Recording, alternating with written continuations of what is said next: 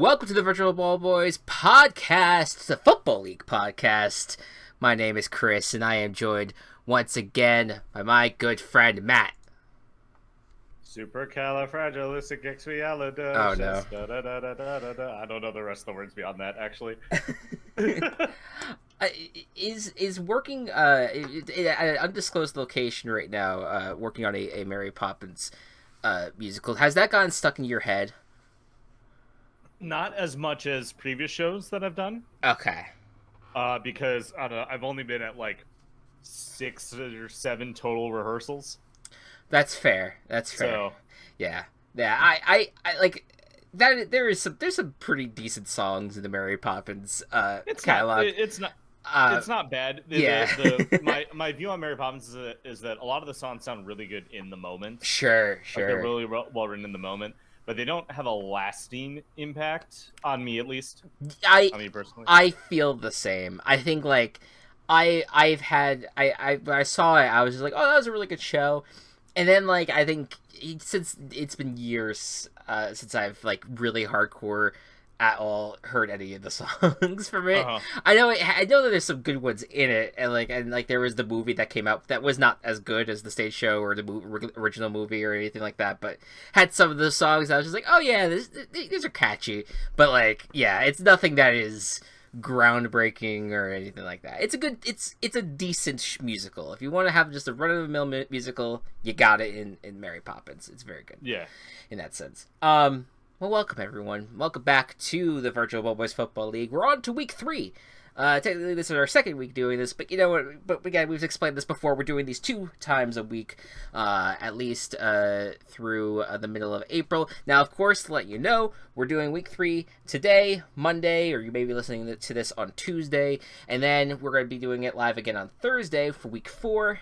And then next week, we're not going to do any shows. This is to give any of our teams time if they wanted to make roster changes, stat changes at all. They have full ability to do so. It gives them a week to make those changes. And then we'll be back the following week with week 5 on that Monday. And of course, there's 8 regular season weeks. And we have 2 podcasts dedicated solely to the playoffs and determining the champion. And that's basically, once again, an update about what the roadmap is going to be.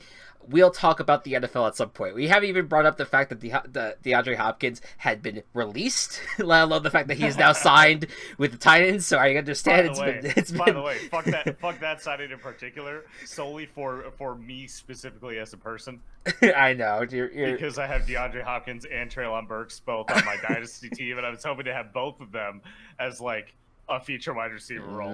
That's not going to happen anymore. It's subtraction by addition. No, it is not a great ideal world for people who are dynasty owners, but ultimately we'll talk even more about that in any news that we have missed and all the NFL stuff when we get closer to the football, the real-time football, you know. We're very excited about it, but we're just going to do this first. We're going to focus on this first. Anyways, let's get into it. Matt, we of course, have to visit the table of scandals once more before we actually kick things off for today.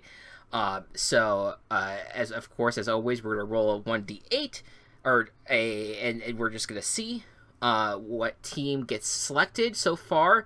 The Woonsocket Firefoxes and the Sanford Possum Express have been the victims of the table of scandals. We have 6 other teams that will need to be the victim of the week, essentially, for this. Matt, who's dealing with some bullshit this week?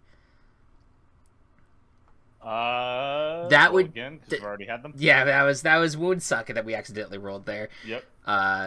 Team 6 of the Mud Otters will be scandaled this week. Okay, so the Mud Otters, I believe, are our 3rd matchup for this week. Yep. So it's a little bit before that.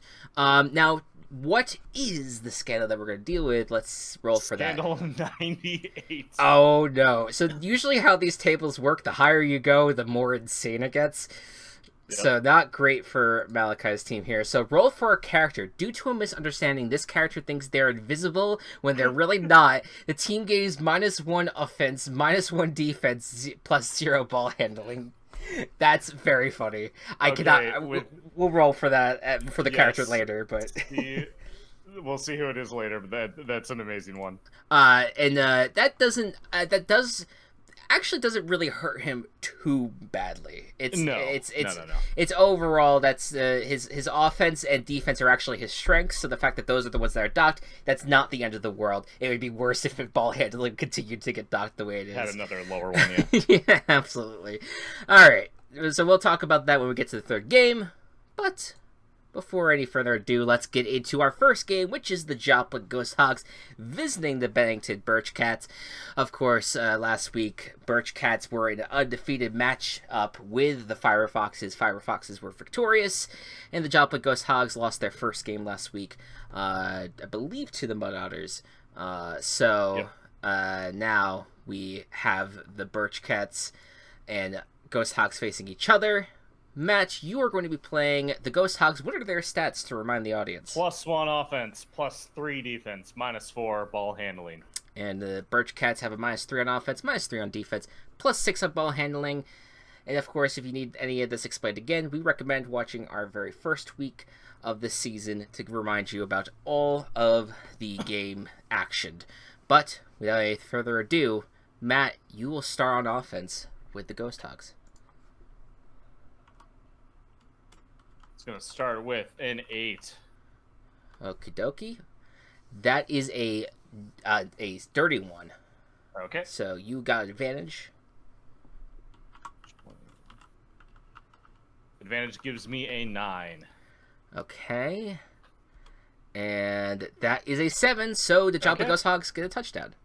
Very nice. All right, Black Dynamite as quarterback is going to take a direct handoff. Going to wildcat it a little bit. I'm going to get a really nice block from Revolver Ocelot, which is going to set them up into an S range for another pass to Ryden for the goal or for the touchdown. Very nice. And of course, Oscar Proud, the kicker of this team. Yep. Truly, the kickers. The kickers, of course, are the stars of this league at this point. How important they are. They decide who wins. Who dies? Oh, that's a 4. That's a 19. That's successful. That's a lot more intense than I was going for. But hey, the opposite of win, of course, is die. It is dying. Yeah, that's just the facts of the VBBFL. All right, so there you go, 7-0 so far for the Joplin Ghost Hogs. But can the Bennington Birch Cats respond? Let's see how they do on their first drive. That is once again a dirty one.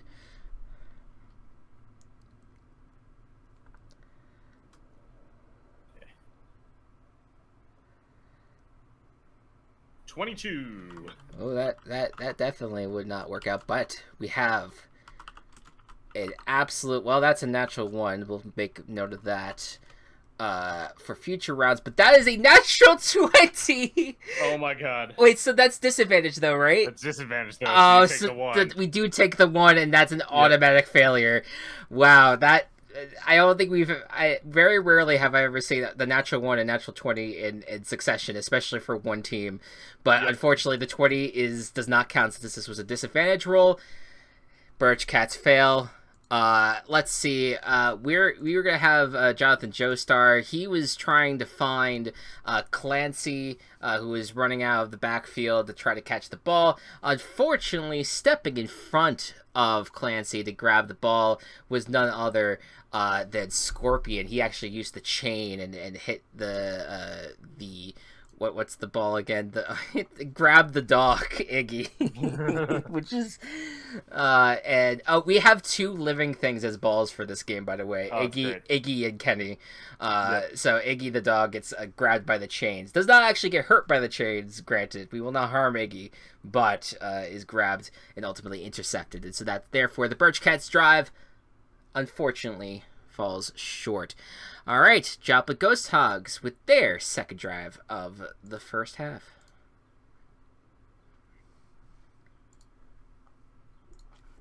Nine again. Okie dokie. That's a 14. Okay, so with disadvantage, gives me an 8. Okay, and then see if they can take advantage of the disadvantage. They cannot, so that means Joplin Ghost Hogs gets the another score. All right, Mojo Jojo is going to be the main offensive drive on this play. Main offensive driver on this play. And it's been so long since I watched Powerpuff Girls, I fucking forget what Mojo Jojo's like. His I know what personality. his like, deal is. I know what his deal is. Right. But like any sort of like characteristics or like things he would do, no fucking clue. Yeah, he's like a likable villain as far as I remember. Kind of, like, yeah. He has like a very he has like a very funny personality, but he's evil to his core. So anyway, he scores a touchdown. Yeah, he's a happy boy. All right, and then Oscar Proud comes out, sees makes his family proud, just barely gets it done, but gets it done nonetheless. All right, there you go. All right, that's the end of the first quarter. That is a brutal start for Bennington to be down 2 scores. We haven't had a lot of those thus far this season. So let's see if the Bennington Birchcats can climb out of this rut there. They kind of started to do so, I think, in the last their game last week. So let's see if they can try to pull that magic again. We're starting things off with a 6.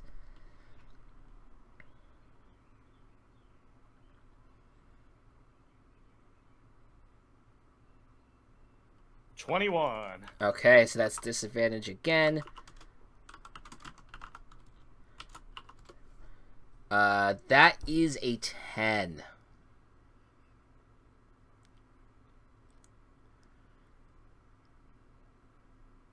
And a natural 1 on max score. That's a natural 1 for Joplin. So that means Bennington does get its first touchdown of the game. Oh, wrong one.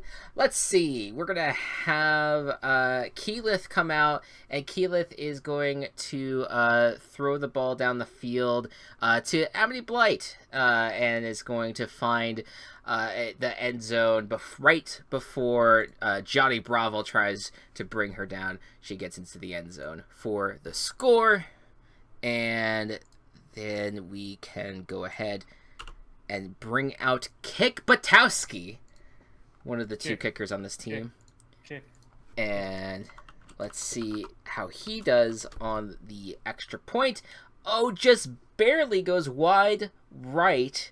Or maybe like hits the upright and goes right, unfortunately. So then that means it is no good. So that means the score is 14-6 after that drive. Joplin, you have one last drive of the first half. Maybe, let's see if you can extend the lead. Joplin's been doing pretty good. They've been doing pretty good. That's a 6 on offense. Okie dokie. And that's a 13. So, disadvantage.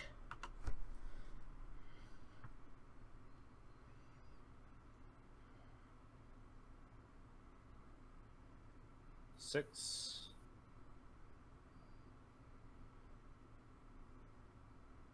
And a 3. But that's a 0, so right. Joplin gets it. God, I imagine that that Joplin right now, it's one of those instances where like the pocket breaks down and Major Glory is scrambling. But then like Miguel O'Hara should not be open. He should have been covered this long. And that's how they're able to make the score. Like the offense collapses, but the defense collapses more. Right. Yeah. Ultimately despite the ball handling prowess of Bennington Birchcats, their defense is not doing them many favors, despite the effort. So there you go. It is 20-6, but can the Joplin Ghost Hogs and Oscar Proud make it 21-6?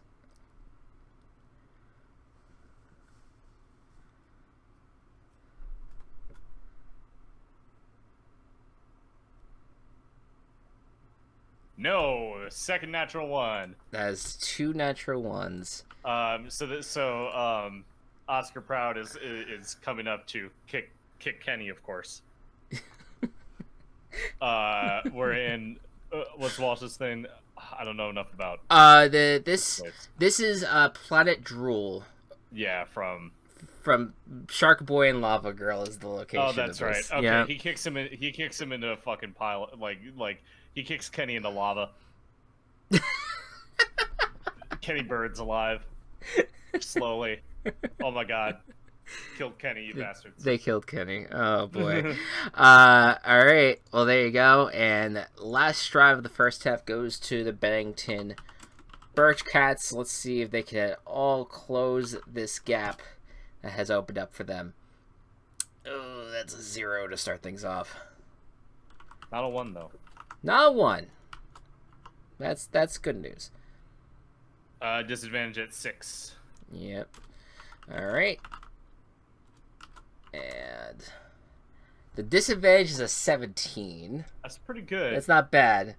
It does beat my second natural 1 though. Your third natural one, My actually. third. That is my third. Okay. Yeah. So Joplin is already going to be entering the first half with a change in their stats. But before we get there, hey, the Bennington Birch Cats, they scored a touchdown. Yeah, they did. So let's see. We're going to have Jonathan Joestar is going to throw it to Static Shock. And once again, I feel like I wish I knew more. I should do some research on Static Shock's power specifically outside of shocking things. I'm just going to pretend that he has the ability to build like a kind of like a barrier of just fucking electrical waves, and that the defense prevents the defense from running into it to allow him to run in, get the score for the touchdown, and therefore close the gap at least a bit. Let's see if Kick Patowski can make up for a bad first kick. And that is good, 23. So that means that puts the score of the game 20-13 through the first half. Now, before we go to the second half, we have to make some changes to Joplin's stats because someone got injured. Yep. And on this defensive play. Yeah. So let's see what happens here. It's going to be player 5, which is Miles Morales. Okay. He is not going to change the stats very much, though. Okay. So we're going to have a 0 on offense. Okay.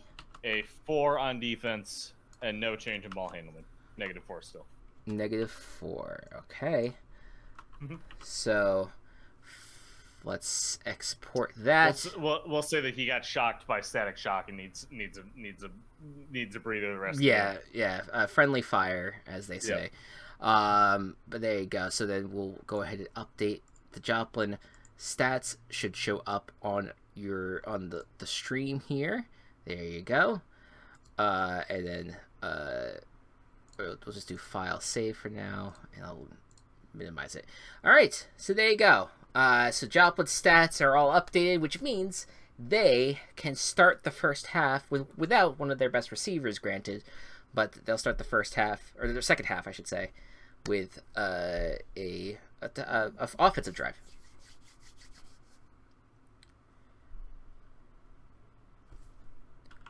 Eight. That's a 12. Okay, so with my disadvantage,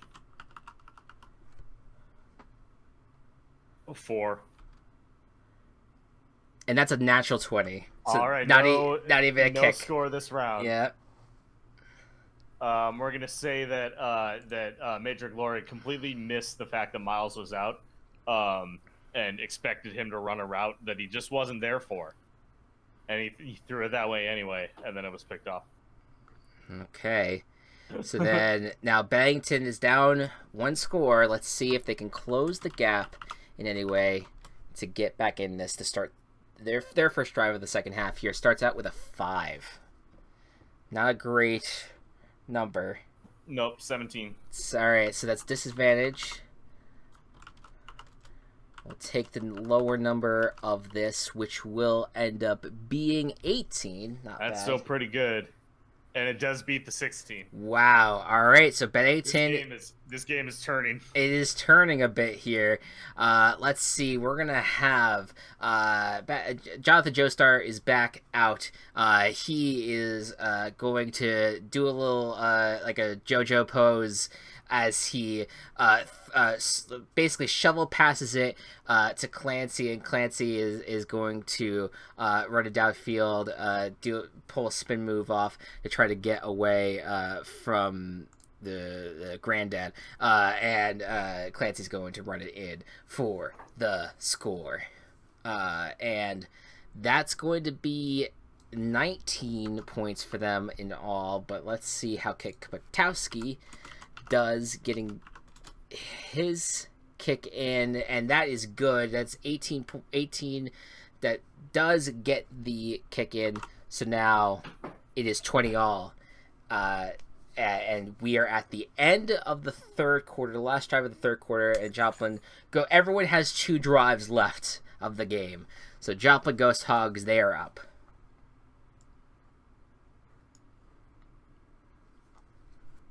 Yeah. Natural 1. Woo! Joplin's getting a lot of natural ones here. We are in the bad part of this random number string. Yeah, but that's a 4, but that doesn't matter ultimately. So, Joplin, what was the attempt here? I mean, with the new Kenny that they have, I think he just spontaneously combusted. He just exploded. He just exploded. He just happened to explode. It's okay. Like those things happen. They pumped him with too much air.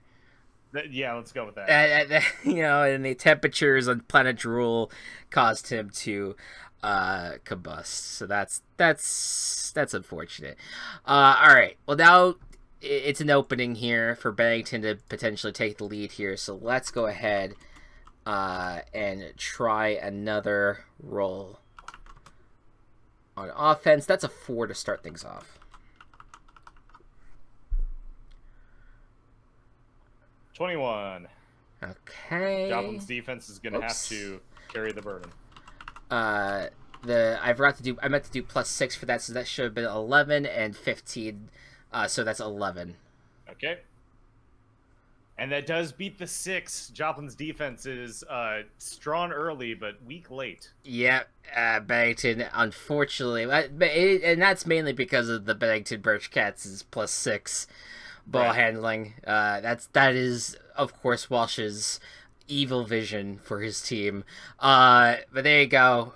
So once again, we're gonna have Keyleth come out, and it did feel like the drive was about to fall apart. Johnny Bravo was about to get the sack, but then Keyleth started running and just kept on running way past everyone in their way and ran it in for the touchdown, and ultimately put them up by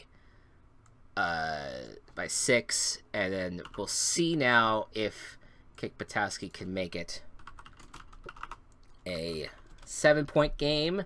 He does. And so now 2 drives left in the game. We're in the middle of the fourth quarter now.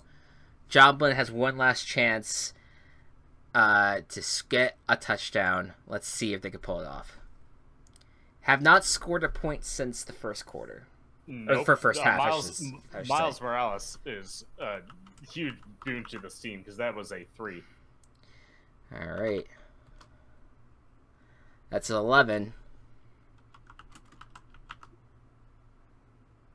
And a -2, so there's a 5% chance. Yeah, that's a 12. So that you can kick the field goal, but ultimately it's the Joplin Ghost Hogs are gonna fall short, and the Bennington Birch Cats are gonna get their second victory. Yep, sure seems to be the case. Let's go ahead and try for that field goal. Miguel O'Hara managed to catch a pass in field goal range, but fell just short. That is a natural 20 on the kick, though. So Oscar Proud is giving this team something to be proud of. Yeah, that they could have really used the natural 20 before that point, but hey, yep. Literally one roll earlier would have really done them a lot of favors. And just for the hell of it, we're going to go ahead and do a Bennington drive. Again, the points play a factor in tiebreakers later, so that's why we do want to complete these games. So we're going to start out the last drive with a 4.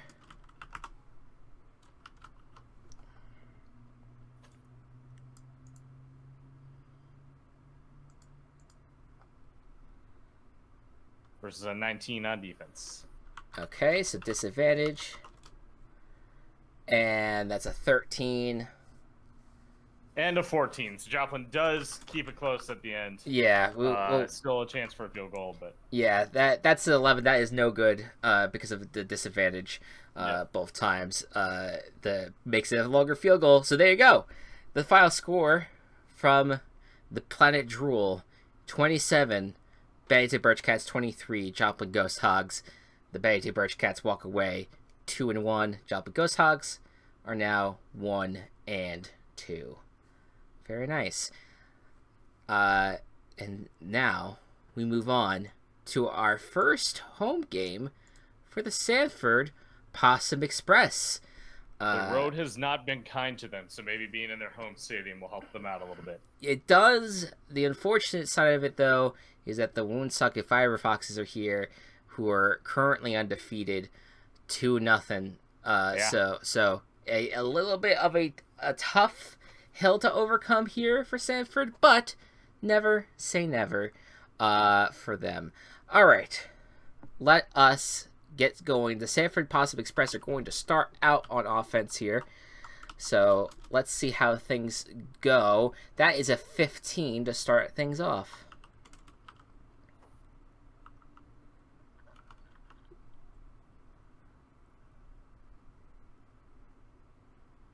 That's a 6.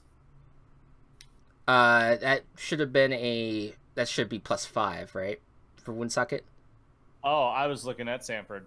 Yep. I was confused. That makes a lot more sense. That is a +5, so that's still a 9. That's still, just want to make sure. Okay, we're good. Yep, and so that is advantage. Boy, that's a 1 regardless.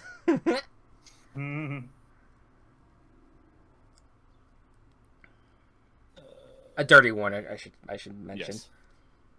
That's a 10. Okay, so no touchdown, but we can at least try for the field goal. As a reminder, the field goal kicker for this team is either Art or Powerline, but we're gonna go with Art. He's been the more reliable of the kickers for Sanford. And reliable he is. That is a natural 20. So that is a good score for Sanford. So the score is now 3-0 Sanford after the first drive. Woonsocket now up on offense.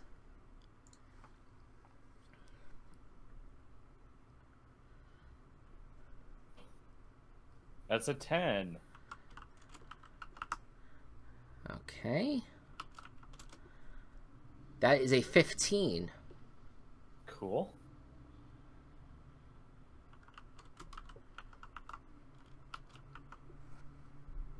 And that'll be a dirty 1 for me.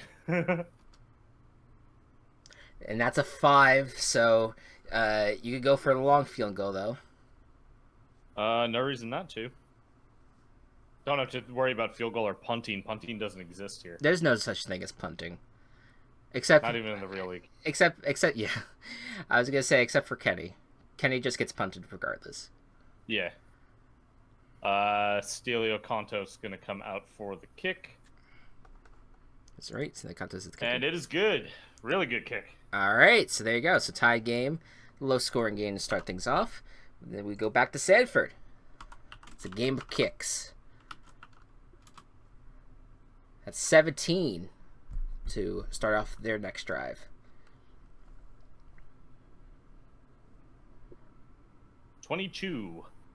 Okay. Disadvantage.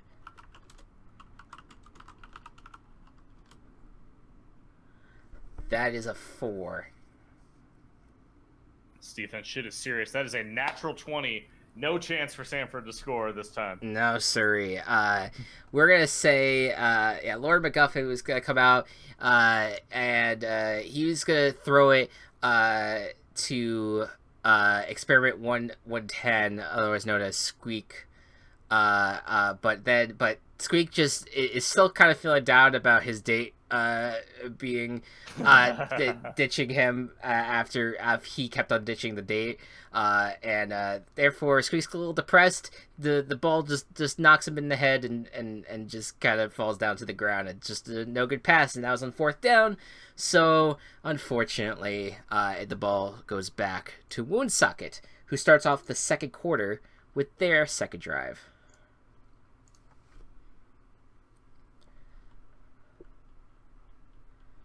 Uh, 12. That is a natural 20. Oh my god. So, the nice defensive stuff for Sanford. Absolutely. Tony the Tiger cannot get it going. He can't run. He just couldn't. Didn't have his Frosted Flakes. No, didn't have his front. Got butting heads with Shere Khan right now. Yeah. And Shere Khan just absolutely showed who the better Tiger was. I just imagine they're like, quick, get him the Frosted Flakes. They like put him on the ground. He's like laying there. And they just start pouring the Frosted Flakes into his mouth. He's not comatose. They need him to like. He's even saying that. He's like, no, guys, he starts eating the Frosted Flakes. But there you go. Sanford now nice stop, and now they try to take advantage and take the lead in any capacity. That's an 8 to start their final drive of the first half.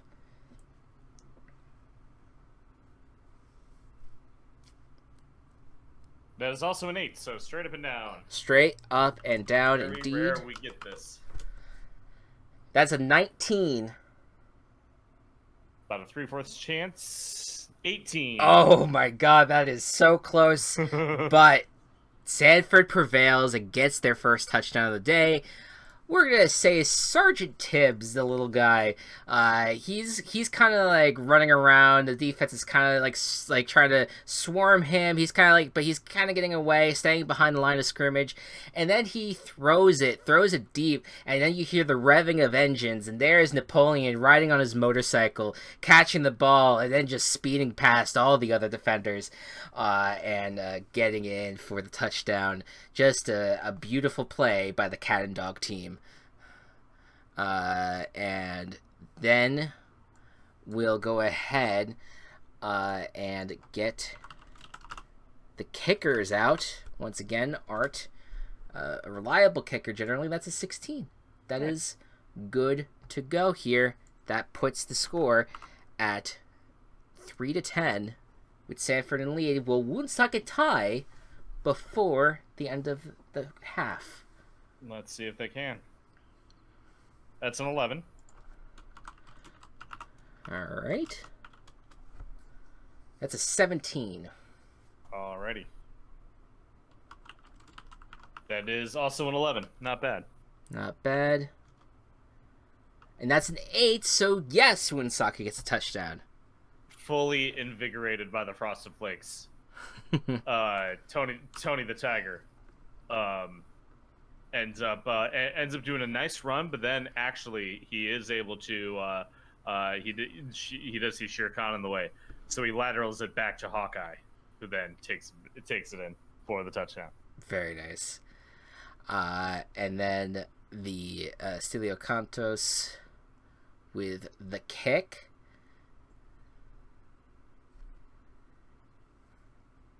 That is an 8. That is no good. Oh, all right. So, where we stand, that is 10-9. Sanford in the lead going into the second half here, and a nice break for Sanford. Doesn't give them it only gives them a 1-point lead, but still anything's necessary. Significant for coming down later. Yes, 100%. He seems to have been pretty evenly matched, so that's a nice edge. Yes, for sure. All right, Sanford. They're up to start the second half. Let's see how things go. Starting things off with a 13. That will not beat my 14. Okay. Well, luckily a 13 both times. That will not be my 14. Oh, all right. We're just stuck between two numbers. Yep. Well, we'll try a long field goal here with Art. And see if that works. It does work. That's a 19. Nice. So, not the most ideal start for Sanford, but they still extend the lead to a 4-point game, 13-9, and hand the ball back to Woonsocket, who starts with their first drive of the second half. That is a 10. Okay. That's a 14. Once again, we're just those numbers. That is a 9.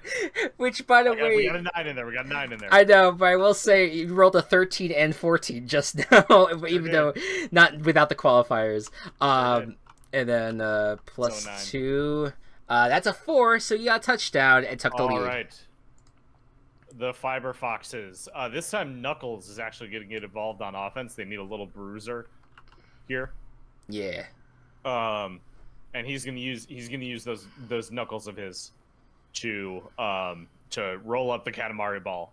Yeah. Just a little bit bigger, and then punch it toward let's say Lucio. He's gonna punch it towards Lucio. Very nice. Very nice.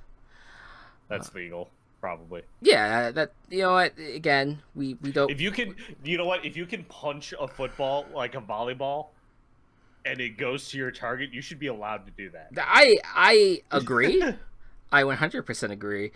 I think if you're able to roll a football in any capacity, but when it's like the oblong shape, and if you're able to long it long ways or vertically with an oblong shape, if you're able to roll that a good distance, I think that should get you points as well. Because I think that's very impressive. Celio does make the kick as well. All right, so that puts the score now at 16-13. So Sanford now down 3 points. 2 drives left for each team. Let's see how Sanford does with their offensive drive. That is a natural 1. That is the first natural 1 of the game. Versus an 18, so this is just a trouncing. Yeah, so Sanford, unfortunately, does not get anything going. We're going to say that Lauren McGuffin's going to hand it off to Fred Meerkat. And Fred is just, he's just going to be, like, picked up by his tail by, let's say, Chunky Kong. Chunky Kong's just going to kind of look at him. And I know nothing about Chunky Kong outside of, like, I mean, I don't know. Look at that fucking face.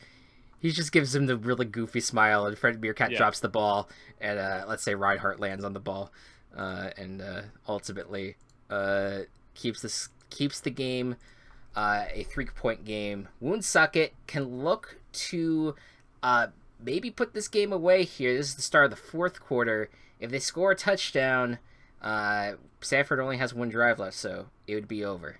So let's see what they do.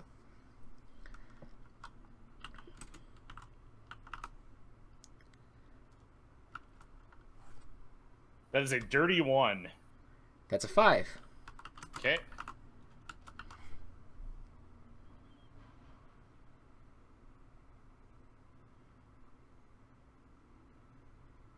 That is a 4 with disadvantage.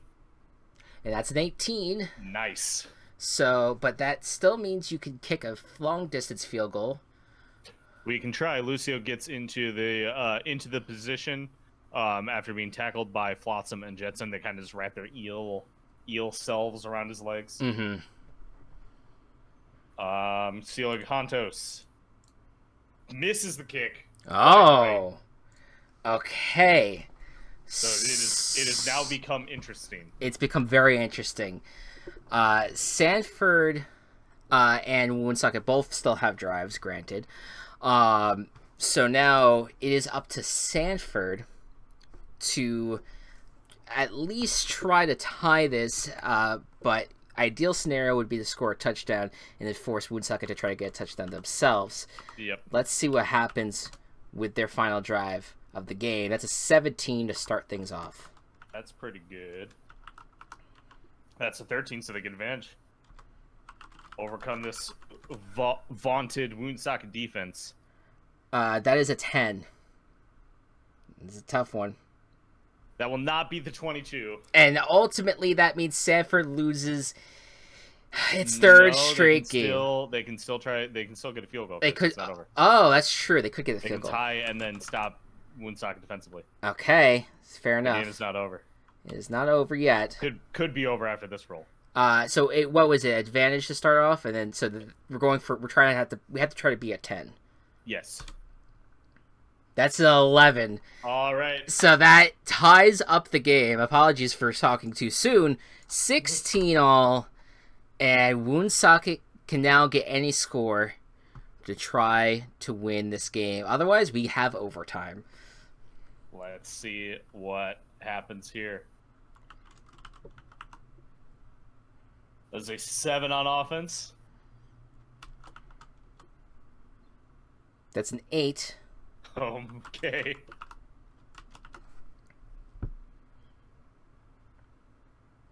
Let me take that -2. And that's a 14. We're going to overtime. Well, no. I can still kick. You can still kick. It's a long field goal. Stelia Contos, is he in the hero position today, or will he be kicked by his teammates later? He will be kicked by his teammates. It is 16 all. It is tied at 16. Go... We don't believe in ties. No ties. We're going to overtime. I only believe in ties at the real NFL. Right. So here's how this works. We're basically, each team gets an extra drive. Yep. Whatever the score is at the end of those 2 drives, if it's still tied, we go to a second overtime. And if it's not, obviously whoever is in the lead will win. Very simple rules. So Sanford gets back into it. It is a 6 to start out their offensive drive. 19.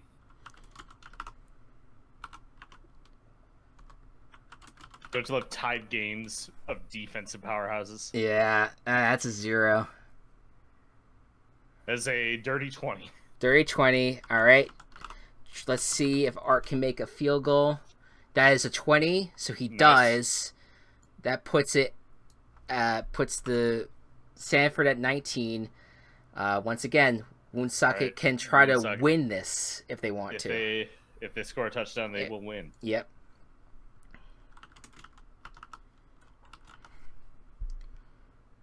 That is a 4. That's also a 4. Oh my god, straight up and down. It's an 8. And a 7! A 7. Woonsocket just barely claws the win away from Sanford. This is the hardest fought game for Sanford, though. Yeah. God damn, I feel bad for Kelsey's teams. They always lose. What? It doesn't. We try everything. We tried everything. Literally, we have had all the different possible stat combinations we could possibly have for Kelsey's team, and they just keep losing. It just happens to be Kelsey's team. It's so aggravating. I gotta tell you, man. I'm just being honest on the record. I don't care. The fact that Ricky and Anthony have the best teams is a little annoying because they're the 2 champions. They're the 2 champions. And they're the 2 champions of the VBBFL thus far. It is just a little frustrating on my part, but it's fine. Chris, it's how real football works. We're mimicking a little too well. Yeah, something's wrong with us. Yeah, maybe this is just the natural state of football. We can't control it. What's the last drive for Woonsocket look like? I don't know, dude. LeBron James, I guess. LeBron James, just period. Just LeBron James. All right. Sure. And there you go. 22-19 is your final score. And that is so that means Woonsocket now sits 3-0 after the first 3 weeks, and of course Sanford Possum Express is 0-3. And there you go. We'll take a quick breather. And I need to go grab some caffeine. Yes, go do that, and we'll be right back after these non-messages because there's nothing. We'll cut right back. Welcome back, everybody. We are going now to our third match of the day, and of course, a match that has been infected by the table of scandals. It is the Tacoma Glass Orcas versus the Lafayette Mud Otters. Let's see who on the Mud Otters is going to think that they are invisible. Let's roll. It will be number 8. Steve.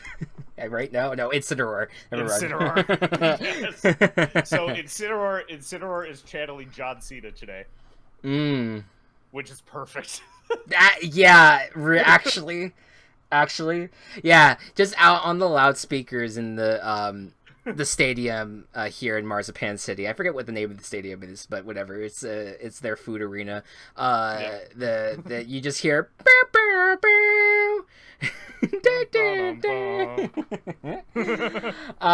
anyways, so that does change. Does that change it permanently? Because I could also change it on the for screen. this for the entire game today. Yes. Okay. Just making sure. So that does put it at +3 offense, -1 defense, and -4 ball handling. So I will go ahead and make those changes. And meanwhile, Matt, you're playing the Tacoma Glass Orcas. What are their stats? -1 offense, -3 defense, but a +4 ball handling. Okay. The Orcas will be looking for their first win of the season, and with a little bit of a disadvantage against the Mud Otters. Let's see if that can happen. Yes, so they actually have shockingly interesting similar stats, very similar numbers across the board now, because +3 on offense, -1 defense, -4 ball handling on Lafayette's side. So it's basically you flip the signs, and then of course for all those numbers, and then you just kind of move the defense and offensive stat around, and they're basically it's very very similar teams in some capacity. We'll see. Maybe polar out. Am I similar? They're really not that much the same. No, they're kind of complete opposites. just the numbers. Yeah. Are the same. Exactly. All right. Tacoma, you're a star on offense. Damn right we are. 2. And in response, I give you a 2 as well. Hell yes. Okay. This is good. This is great. +4 ball handling gives me an 18. And how about a dirty 1 for you? That gives you a touchdown. Tacoma. Hell yeah. Okay. All right. We have Fierce Deity Link is going to pull his sword from the ground that he put there like 3 seconds ago, and shout to the heavens and use all of his power to motivate everyone else on his team, and then throw the ball to the Knights. There you go. And let's bring out the true star kicker of this team, Blaziken, for the kick. I am actually, no joke, Chris, wearing a Blaziken tank top right now. You are channeling Blaziken today, and that's. Will this work? It did not work though. Maybe take off the shirt. Maybe I'll take off the shirt. Maybe change it. You heard it here, folks. Chris asked me to take off my shirt during a work function.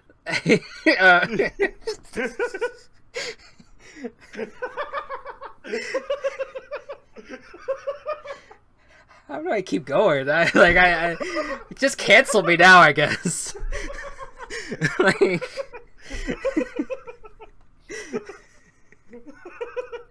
all right, I guess I'll just roll for the honors. So yes, you just caught me on the spot right there. All right, that's 16 to start out the offensive drive for Lafayette. So my drink went up my nose. I'm so sorry. It was my fault. It's a dirty 1. All right. So that's advantage. And that is at 11. That's a 5. Auto score. All right. Well, I try to recover from being creepy to my coworker. Let's have. It's okay. We're not working. It's okay. Yeah, that's fine. Phoenix Wright's gonna come out, and he is going to. I was trying to think of something because I've been playing the Ace Attorney games as of late, so I was just trying to come up with a reference. Couldn't do it in time. I'm handing it off to Spyro. Spyro is going to use his little boost power, kind of fly above the defense, get into the end zone, and go into this for the score. My whole vibe's now been thrown off now. I can't, I cannot not. I'm just like all over the place now.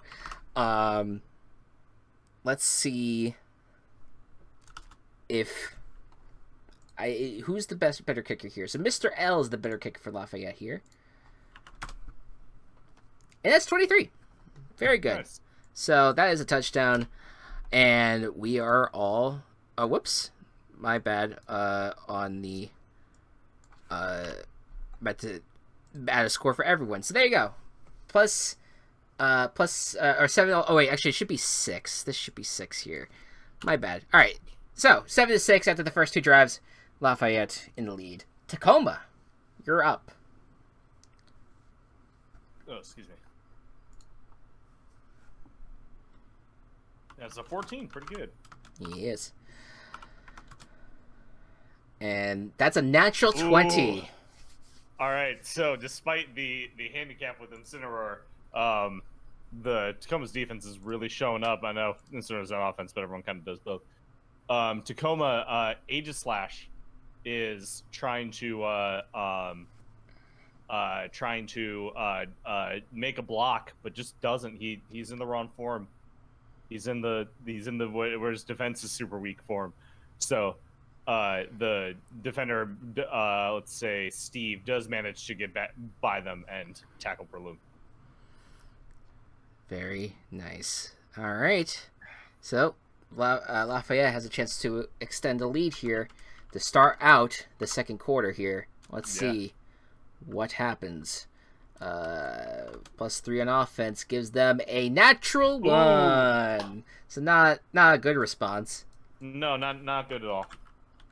But there you go. Let's have we're gonna have Phoenix Wright is going to attempt to throw the ball, but then he's gonna look over and see that Miles Edgeworth is watching from the stands, and he's gonna get really all flustered and shy. And he's just gonna easily get sacked by let's say Dry Bones. Dry Bones just like kind of collapses into Phoenix and knocks him to the ground, and that was on fourth down. So there you go. And then we traded back to Tacoma for their last drive of the first half rather. Second quarter. Let's see. If so many halves and quarters. Going. 11. Okie. That is a 6. Okay.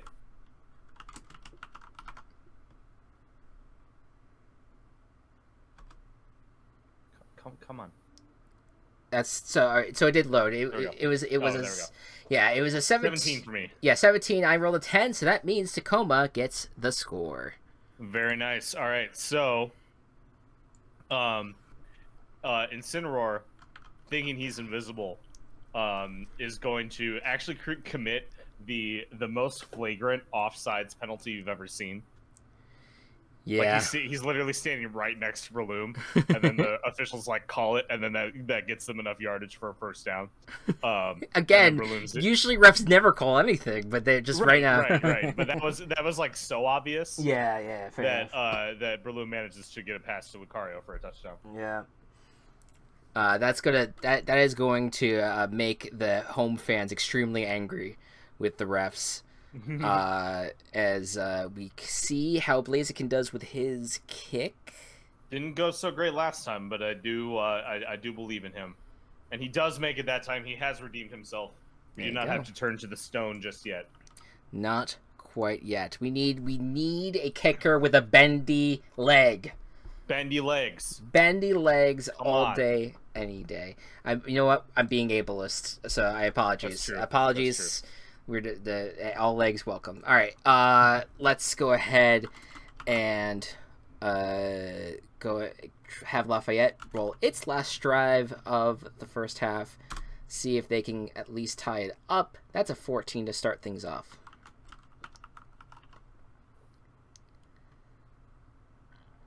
Four. Okay, advantage. That's a 15.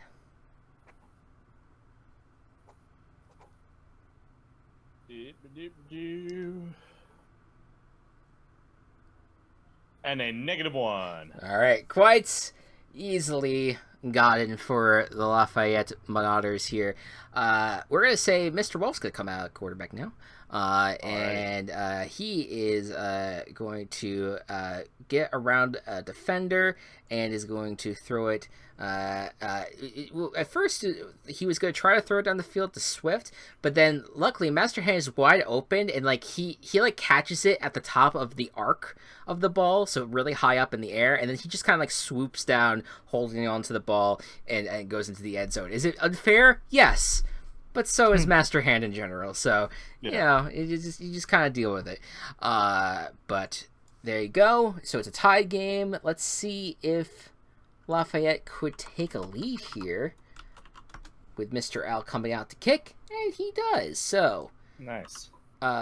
He gets it. So that's 14-13 going into the second half. Lafayette up by 1. All right, Tacoma. Let's see if you can respond. Start out the third quarter.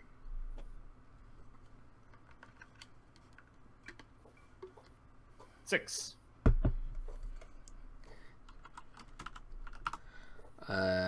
This is -1, so that is a 13. Alrighty. That is a natural 1 for my disadvantage. That will count no matter what. Yeah. Let's see what else I could have gotten. Oh. Just cause. Sorry, I rolled a little soon there. Could have gotten a 12, but it's fine. Yeah. That one. Yep, it's fine. Nat 1 and no score whatsoever. What was the attempt? Scizor got fucking obliterated by Incineroar's fire type move. Oh. Incineroar was playing defense again. Yeah. Scizor doesn't like fire. And Incineroar is like, hey, he can't see where the fire's coming from. Yeah, no, he could. Incineroar just to himself, just thinking, he's just running around like, I'm gonna steal something. Like, just thinking of like the most like the heinous shit. All right, let's do. Stealing is not the most heinous thing, actually. Granted, in hindsight. Let's go ahead and see how Lafayette does with its first drive of the second half. +3, and we got a 10. Another nat 1. That is your second nat 1. That is my second. Very close succession. Yeah. So that's two nat 1s for Tacoma, 1 for Lafayette, as far as my count and Lafayette gets to immediately score here. Yeah. Oh, yeah. I don't have to roll again. Haha. Very nice. Yep. So Lafayette gets the score here. Mr. Wolf back out, and this time he's going to find Swift, who at first like pretends that he's distracted with drawing things, but then he fakes out the defender and just immediately grabs the munchie ball out of the air and runs it in, and people are like, wait, what? I thought it was a complete deception technique on Swift's part. Swift pulls off the touchdown, and we're gonna see if you can make it an 8-point game here. Mr. L, of course, is going to come out to kick, and that's good. So 21-13 for all right, Orcas. Got to do something. All right, Orcas. Now we're down to 2 drives left per team. Orcas. Do or die territory. That's a 9. This is a -1, so that is a 12. All right, with disadvantage. Come on. Disadvantage 13, not bad. Not bad. And another 13, which does mean Orca score. Orcas will, in fact, score. Meta Knight is going to be the big driver on this play. Holding that electrode and just hoping it doesn't explode, but does get a nice runoff, even with his his stumpy little legs. Absolutely. Yep. What's your feeling on going for 2 at this point? I'm thinking about it. I feel like we should now, since like a touchdown has not been always guaranteed for us. You only have 1 drive left. So yep. So I do think now is the time to go for 2. All right. So once again, you're rolling offensive twice with disadvantage. Yep. Yes.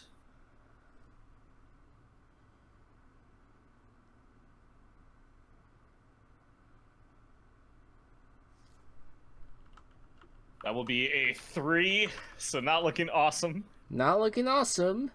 And that's a 6, so that is a no good. But Meta Knight, they decided to run Meta Knight again, even though he just ran a really long way. So Meta Knight was completely gassed, did not have enough left in the tank to score. But not out of it. I think this was the right choice regardless. We can still make a defensive stop. We can still kick a field goal and potentially win. So. Yep, 100%. All right, Lafayette with 2 drives left as well. Starting out the 4th quarter here. Let's see how Lafayette does. That is a 9 to start things off.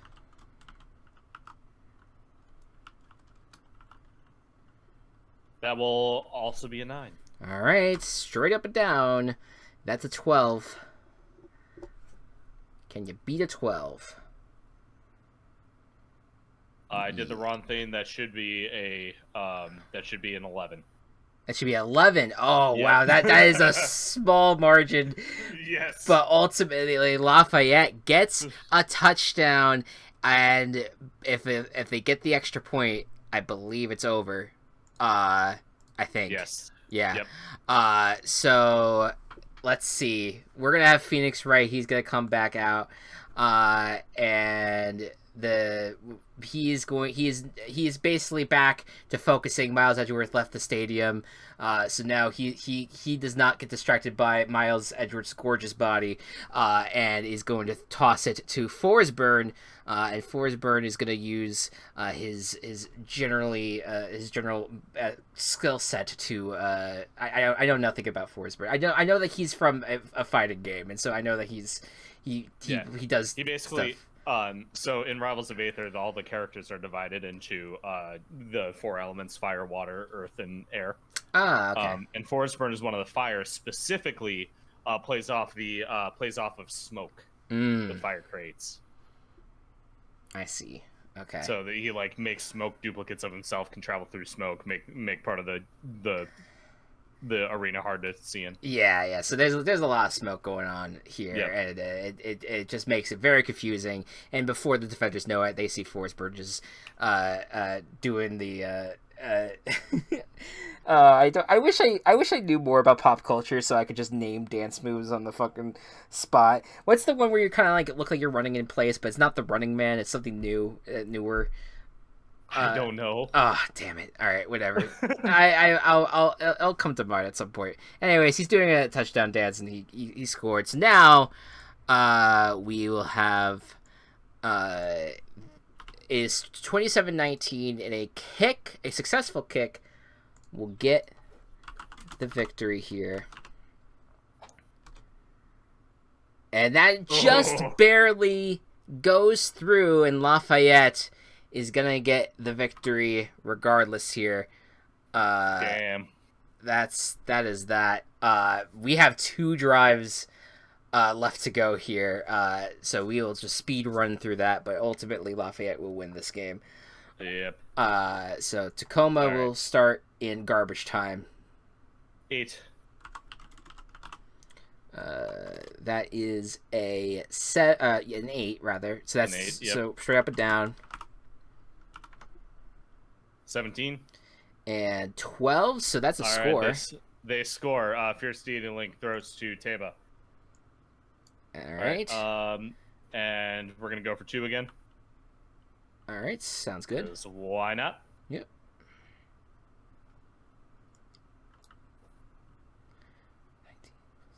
That's a 11. 11 and that's 12. So that's 12. All right, so we will stay at where we are at with 25 points. And the Lafayette Otters will get a 10 to start things off there. 13. Okay, disadvantage. That is a 1. 31. Does not beat the 9. And we'll go for a far kick just in case. It does go through. So then ultimately the game ends and it's 31-25. The Lafayette Marauders win, and Gabe also has an 0-3 team, unfortunately. But meanwhile, Lafayette Marauders are at 2-1. Yep. So very nice job. All right, so we are through the first 3 matches, and now it is time for the prime time game. It's the Battle of Antlers. Hell yeah. The antler off. Let's go. Yes. The Euclid Polka-Deer versus the Westminster Westminster Mecha-Moose. There's a polka and mecha. They kind of somewhat rhyme, and so it's easy to get them mixed up. But anyways, all right. If the Mecha Moose win, both divisions will have the same record spread of a 3-0, a 2-1, a 1-2, and an 0-3. Okay. But Euclid could win, and they make a lot of 2-1 teams. There'll be a lot of 2-1 teams. But there you go. What is the Euclid Polka-Deer stats, Matt? The Euclid Polka-Deer have a 4 on offense, -5 defense, and a 1 on ball handling, despite having 3 defenders. Not the most defensive team in the world. And the Westminster Mecha Moose have a +2 on offense, +1 on defense, -3 ball handling. And without any further ado, we are going to get going here. Mecha Moose will start on offense here with a 21. Oh. That's a 7.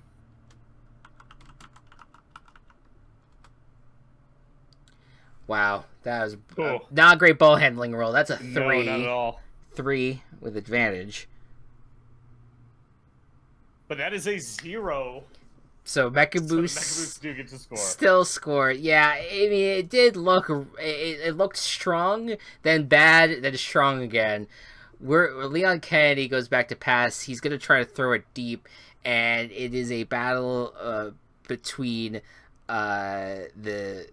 let's say Neon White and who is Euclid?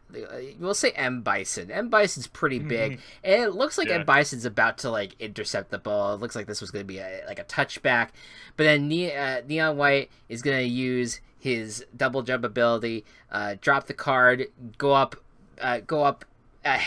just above M. Bison, grab the ball, and then come down with the score. And so that is going to be 6 points on the board for the Mecha Moose, and we will go ahead and see how Travis Touchdown does. He, of course, has a +4 to try to kick a field goal or an extra point at the very least here. Oh, that's not good. That's not a touchdown. It wasn't going to be a touchdown regardless, but it definitely is not going to get any points. That was a 7, no good, and that puts the Mecha Moose ahead, but only by 6.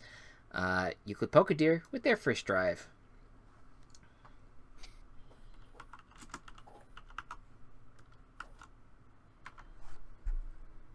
That's a 12. And that's a natural 1. All right.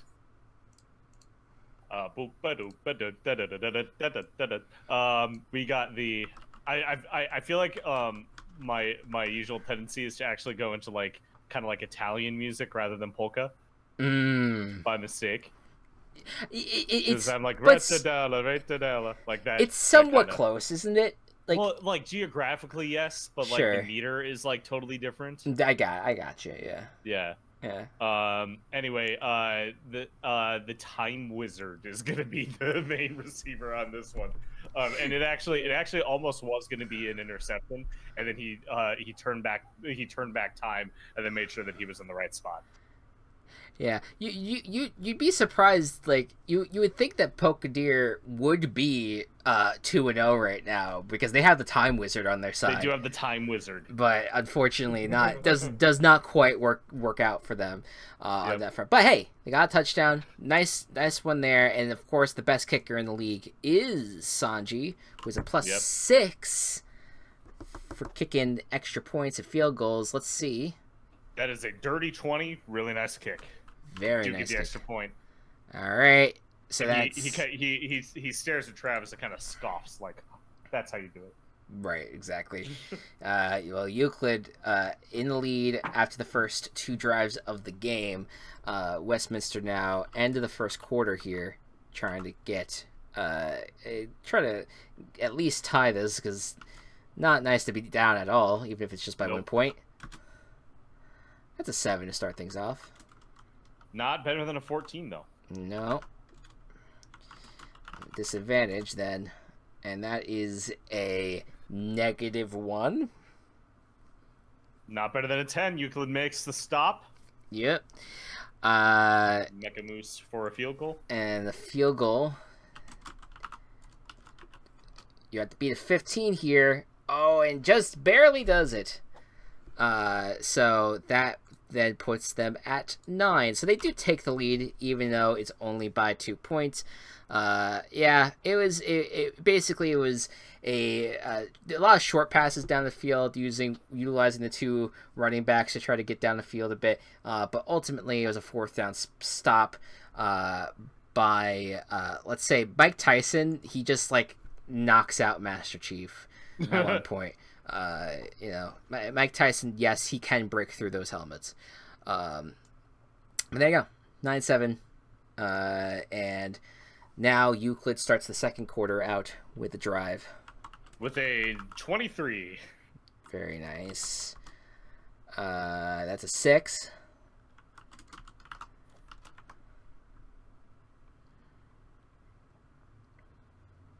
Gives us a 7 for ball handling. And that's a dirty 20. So you can at least try a field goal, a short field goal at that. Short field goal. Once Discord loads, it will succeed. Yep. Let's say that the Incredible Hulk was able to kind of get us moving a little bit, but not quite enough for a touchdown. So there you go. Sanji comes away with the kick. All right. 1 point lead. 1 point lead. Middle of the second. Back to where we were just 2 drives ago. Now Westminster with its last drive of the first half. Let's see how they do. That's a 6. There's a natural 20. The deer are here to be feared. There you go. Yeah, this was Titus came out this time, and he tried to throw off the defense on what direction he was going to throw the ball, but everyone knew he was going to try to throw it to Corvo, and despite Corvo attempting to go invisible, let's say Dio Brando kind of knew exactly where Corvo was going to be, tackles him to the ground, and Corvo fumbles the ball, allowing M. Bison to pick it up and ultimately not get a score there. So, Euclid, Pokadir, going to attempt to close out the first half, being up a few more points. They do. That is a 10. That's 19.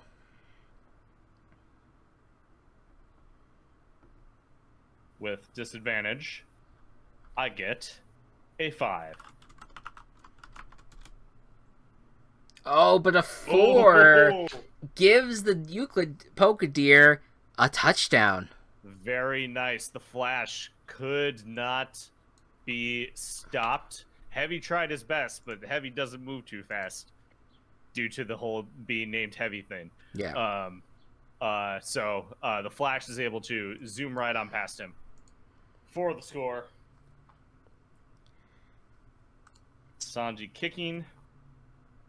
Will be good. That is a 14. Euclid All right. making their stamp. All right. 17-9 after the first half. The Moose are maybe no longer loose. Maybe the Deer have found their Achilles heel. All right. Second half to start things off here. Mecha Moose. Gonna try to attempt to get back in this. That is a 21 to start things off. That's pretty good. That's what they needed.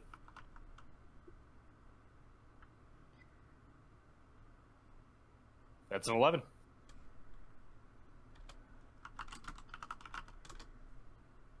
That's a 10. Which beats my dirty one, so the Moose. The Moose are back in it at least a little bit. The Leon Kennedy goes back to pass, and Raz and Corvo both have an invisibility power, so they kind of go deep down the field and they both go invisible, and so everyone is confused about what's going to happen. They kind of see that the ball is drifting left, so everyone starts moving left, and they attempt to tackle whatever invisible person is there, but they misread it. They think they're about to tackle Corvo, and so they kind of like go like a little bit higher than they should, and ultimately Raz is very easily still able to catch the ball and gets the touchdown for the Mecha Moose. And we'll have Travis Touchdown come out for the kick, and that's going to be good. Still a little too early to go for a 2-pointer, which is why I opted for the kick for now. So that puts them at 16.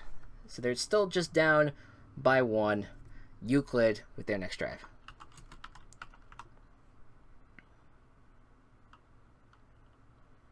Some nice offense from Euclid today. Starts out with a 13. And that is a natural 1. Oh boy. Yeah, Euclid feels like they're in control of this game. It's still close. But Kane Leonidas has just been tearing apart the defense today of the Mecha Moose, and makes a really nice pass to Optimus Prime this time. All 3 receivers are going to get in on the game. There you go. And kick Sanji in. coming in. 16. All right. And so that puts things at 24-16. And we're at the end of the third quarter. Everyone has 2 drives left to go. Let's see what happens here. The Mecha Moose attempt to at least get some more things going here. That's a 15. Pretty good. That beats the 12.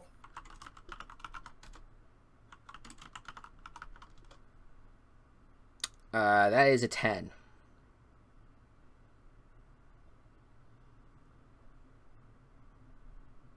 That is also a 10. All right, so that means Westminster does get the touchdown, and yeah, this is just getting very tight though for Westminster. So Titus is going to go back to pass, and it feels like the defense kind of has the receivers covered. It looks like Master Chief is still in the backfield, so he could kind of quickly toss it to him.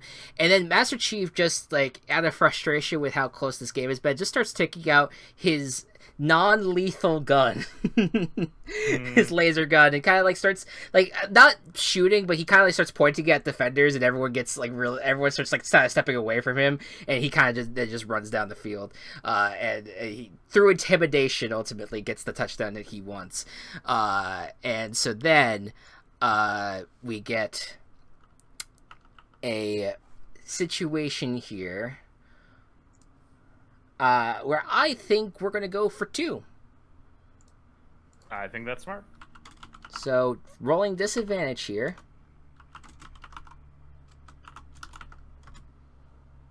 That is a 15 on disadvantage. That's pretty good, honestly. You succeed. All right. First successful 2-point conversion. Yep, and yeah, we headed it off to Raz there. Raz uses his levitation ball to kind of like just roll over the defense and goes in for the score. And ladies and gentlemen, as bleak as it looks for Westminster, it is a tied ball game going into the fourth quarter here. Euclid Pokadir is up next. Yes, we are. It's a good game. That's a 9.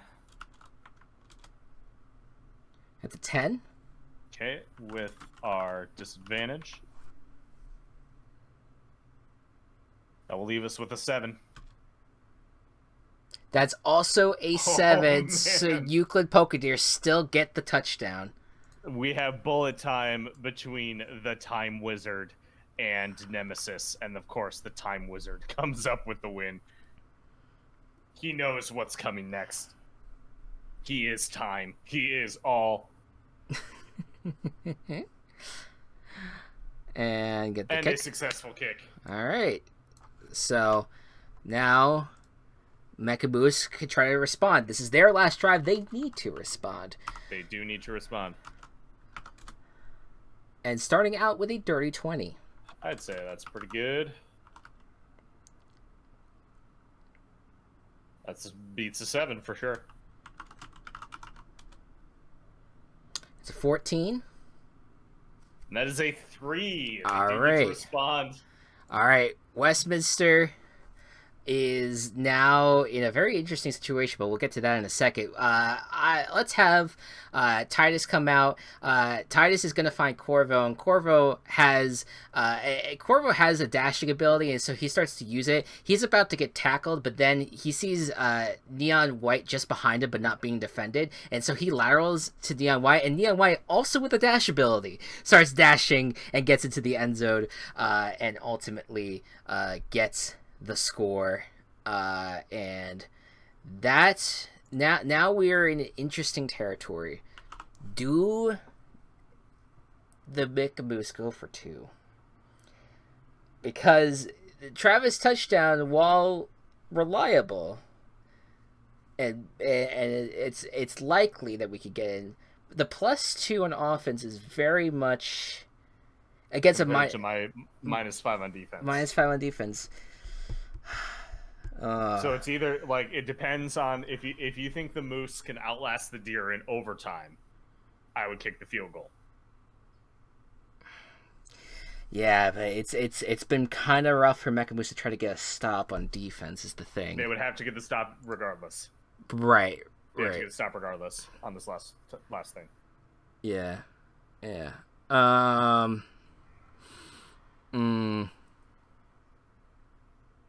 You know what? I think I might play it safe here. Okay. I might play it safe just because I feel like I want to. I mean, no matter if we don't get the kick, it's the next drive is not going to matter anyway.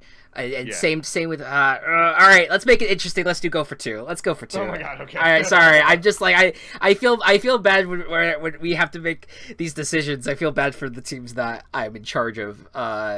But I feel like going for 2 is maybe the more interesting play. I promise, Chris, our friends are okay with it. Yeah, they probably don't give a shit. I'm just sitting here worrying regardless. That's an 8. All right, so if I get a 12 or less, the 2-point conversion will be successful. I, however, get an 18 -5, 13. So the Deer put it away, and the Moose will get their first loss. I'm so annoyed now because I know it's in hindsight, but now I rolled a 9, and that would have been a tied ball game. Damn it! All right. Well, Chris, maybe I can put you out of your misery, and maybe I'll score on this drive anyway, and then wouldn't have mattered. All right, let's see what happens with the last drive. 15. That's a 5. And that's an at 20. See? Yeah, yeah. now it's all better. Yeah, yeah, You would have that's lost fair. it anyway. Tell Hope is us. futile. Yeah, what's Yeah, you know what? A lot of things that have happened over the years definitely make me feel like that for sure. Hope is truly futile. That's the lesson that we take away from this this episode of the Virtual Ball Boys Football League. What happens with Euclid on their file drive? On the wager? It's gonna be juggernaut just the entire way. Like people are gonna try to defend him, but he's just Yeah. gonna shake him off. And what does Mr. Sanji get the field goal? Is the question. Let's find out. He does not actually. I know. All right. So that's surprising, but you know what? All good. Euclid Pokedeer take down an undefeated Mecha Moose to go to 2-1. Mecha Moose are now 2-1. For them. And like you said, Matt, we got a lot of 2-1s across the league now. Yeah, I'm gonna have to do some math. Chris. We got some math time, so that's fine. So you get to stall while I do math. I'll stall for a bit. But yeah, folks, that's gonna do it for us with this episode. Certainly seems like it's the Woonsocket's world right now, sitting at 3-0. But of course, a lot of 2-1 teams. And so far, it is worth noting every game.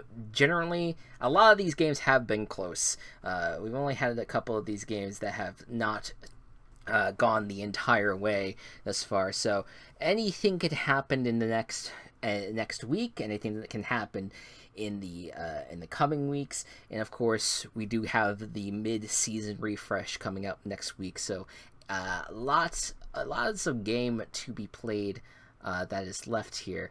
But yeah, very good game between Euclid Pokedeer and the Westminster Mechamoose. 37-30 is your final score on the primetime game. Matt, how are you at with the standings? Still going. Still going. All right. Hope everyone is enjoying these. Of course, you could make sure to, if you are listening to this on, if you're wanting to listen to this through podcast services, you can listen on Spotify or Apple Podcasts or many other services that allow podcasts. You of course can also go to YouTube and watch this as it happened visually through our stream VOD. If you want to watch this happen live, if you're not watching live, you want to watch it live. We've been doing these Monday and Thursday at 2 p.m. Eastern Time on twitch.tv/Teamcast Productions. And it's a lot of us. It's a lot liberating and stuff, but it is, I think, overall a very fun time. Yeah, I'm good.